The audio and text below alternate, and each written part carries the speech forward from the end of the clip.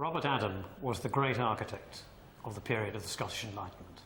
He was the son of a man who had led the architectural profession in Scotland in the earlier part of the 18th century. And Robert, when he grew to maturity and had enough money, decided that the best way that he could further his career was by going to Italy to learn about antiquity at the fountainhead. And one of the things that he realized he needed to do was to make a reputation. And with that in mind, he went to the site of Diocletian's palace in Dalmatia, present-day Split in Croatia, to survey the ruins of a great late Roman palace, which he wanted to publish because nobody else had been there. And he wanted to write a book that would make his name and his reputation and would establish his credentials as a man who understood both the past and the present in architecture. The book is called Ruins of the Palace of the Emperor Diocletian, and it contains an enormous amount of drawings, which are here represented as engravings. First one I would like to show you is a view of the city of modern-day Split as Adam encountered it when he entered the town in the 1750s. This is a strange book because it's part archaeological survey and part architectural record, but more than anything else, it's a propaganda exercise. It's a great public relations exercise for advertising Adam's own architectural practice. That's what it's all about. It's much more than architecture or archaeology. It's the here and now. It's selling yourself in the 18th century. It's how to make a reputation. I am Robert Adam and I'm a genius. This is one of the more architectural drawings, rather than a scene of the city. It's a view of the Porta Aurea, which was one of the entrance gates into the palace of Diocletian. It doesn't show a complete view, but more the architecture of the actual porta. And in typical 18th century fashion, it has got figures at the bottom of it to enliven an otherwise maybe dull picture.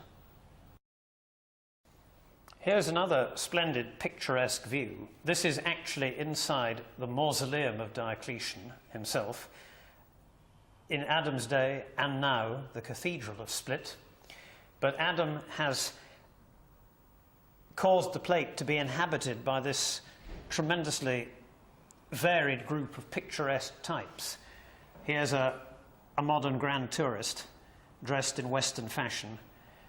Here are some Turkish pirates, and here's a beggar very picturesquely being trundled along on a cart. So this is a very romanticized view of the past. But the structure, Diocletian's mausoleum, is one that became reused by Robert Adam when in practice, after this book had been used as a propaganda tool. And I think that the form of this circular chamber we can see picked up again when Robert Adam came to design the stair hall for Culzean Castle in Ayrshire. After 4 years in Italy, Robert Adam returned to Britain, but decided that Scotland was too provincial for his big ambitions, and he settled in London and started his business.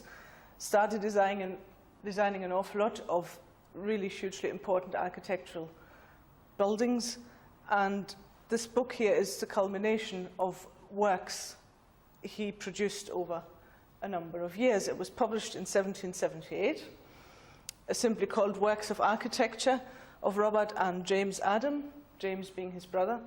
The frontispiece is very interesting because it's an emblematic frontispiece, and it shows the young student of architecture attended by a muse who is presenting him to Minerva, the ancient goddess of wisdom. And she, in turn, points the youth towards the sources of Western architectural design, which are Greece and Italy. And Italy, on this rather distorted map, is intriguingly set above Greece, as if to suggest that the Roman achievement itself was dependent upon and grew out of Greek achievement. And her hands are pointing towards the Adriatic coast and indeed to the area of Diocletian's Palace, where in many ways Robert Adams' public career had first begun. This is one of only 2 drawings in this book which refer to Scotland, to Edinburgh in particular, and this is what's called the south elevation of what's now the National Archives of Scotland building at the east end of Princes Street, General Register House. A very famous dome, designed by Adam, not executed by him. The dome reflects the inspiration of Rome. It's a very small reduction of the dome of the Pantheon in Rome, and it constitutes Adams' best, and really in his lifetime only, design for a public building in Scotland. Public architecture in general eluded Robert Adam.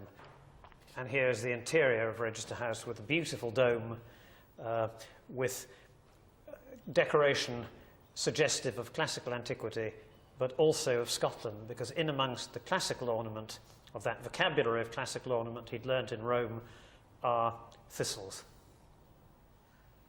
This is a very fine plate from George Richardson's Book of Ceilings, which was published in 1774.